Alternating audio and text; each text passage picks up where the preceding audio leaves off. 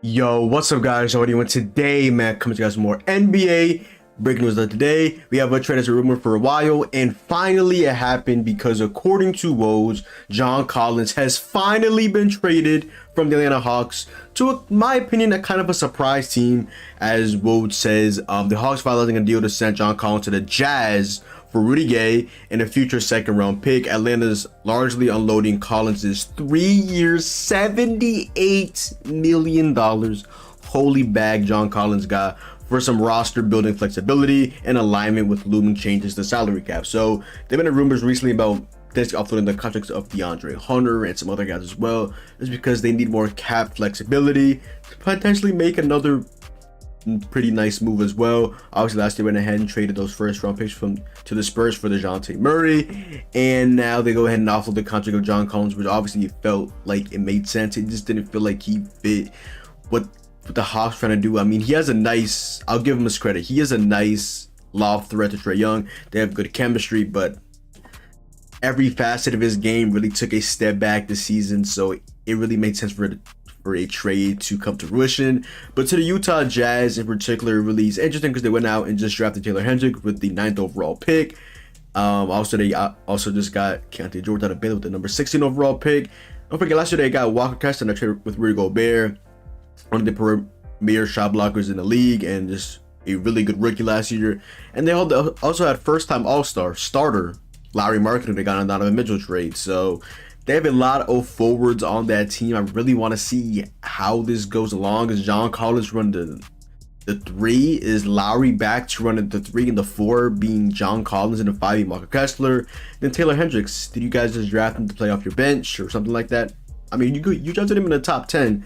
When you're a non-playoff team drafting somebody in the top 10, I would not be surprised if that guy ultimately starts from the beginning. But we got $78 million for John Collins left in a deal that will be paid that'll be paid by the Utah Jazz. Yeah, that looks like the full trade. So according to Woj as well, Rudy Gay exercised a $6.4 million option for the 2023-2024 season, and that cleared the way for the trade that can be formalized into July 6th. So now we are 4 days away from NBA free agency. Cannot wait for that. We got some nice trades, hopefully more on the horizon. Hopefully a Damian Lillard trade comes to my Miami Heat. I'll like that, you know what I'm saying? But John Collins is officially a Utah Jazz. Really interesting alignment of forwards on that team, like I said, because they just got Taylor Hendricks, they have Lauri Markkanen, they now have John Collins. Obviously going to star him. $78 million for 3 years. That's over $25 million a year for John Collins. My math is correct. I don't know. I'm not doing math on the spot. Nah, this ain't math class. This ain't math class. I was gonna say like 26, maybe. I think that is right, honestly. 26 times 3 is 78. I think. I don't know. I think if my mind is correct, I guess. If the Hawks are getting back Rudy Gay, if they keep him, nice rotational wing with some size. I mean, Rudy Gay is a guy I feel like he's always been in trade rumors. Nice veteran last year for the Utah Jazz. They didn't really get too much minutes. I'm pretty sure he was banged up as well. And let's get a second round pick. I mean, that's where you see John Collins' value is absolutely cooked. Rudy Gay, who had to opt in his later second round pick for a guy you gave over $100 million to not too long ago. There was rumblings about his role and things of that nature just not working out with the Atlanta Hawks, and finally he's moved. There's rumors about I believe the Dallas Mavericks, the Phoenix Suns before they got Bradley Beal, and now he ultimately ends up on the Utah Jazz. So Jazz fans, how do you guys feel about this trade? Hawks fans, I'm pretty sure y'all are ecstatic. I actually just saw a tweet yesterday from the Hawks, that troll tweet where it's a picture of John Collins and KD, and the Hawks Twitter would tweet out the former MVP, obviously Kevin Durant, and the future MVP, talking about John Collins being a future MVP. You just traded that guy away for Rudy Gay, who's on his last years of his NBA career, and a future second round pick. And you give this guy $100 million. John Collins hopefully change the scenery, can actually help, because I still believe in John Collins as a player. One thing that the Jazz do need is not really a point guard. I'm gonna be honest. I I like the Jazz. I like the Jazz this year. I'll be honest. My back, Anthony George probably will slot him in as starting point guard. Maybe they bring back Colin Sexton. Maybe they don't.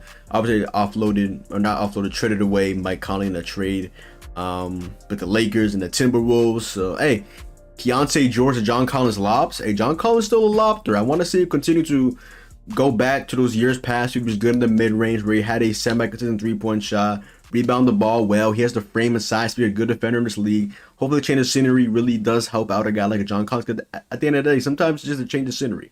I don't know. Maybe things just weren't going well behind the scenes with John Collins, the Atlanta Hawks. Hopefully, he can break out with the Jazz because I see the better than John Collins. I'll be honest. He did not. It was cool clowning on John Collins last year, but I still see potential in him. I mean, I'm not saying he's going to be one of the best guys on one of the best teams in the league. I'm not saying all that, but I still think he can be good in this league. He was not that last year. He showed flashes here and there, but really inconsistent, and not really inconsistent, but flat out bad. Let's be honest. But John Collins is officially part of the Utah Jazz. Rudy Gay is headed to the Atlanta Hawks, and a second-round pick is headed to the Hawks as well.